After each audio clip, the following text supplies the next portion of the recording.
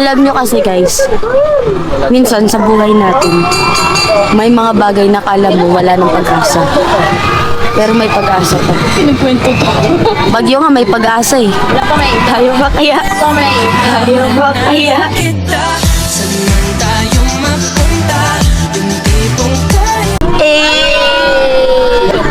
Feeling rich. Tired, never stressed. Tired, never stressed. Never stressed. Mataas. Mataas.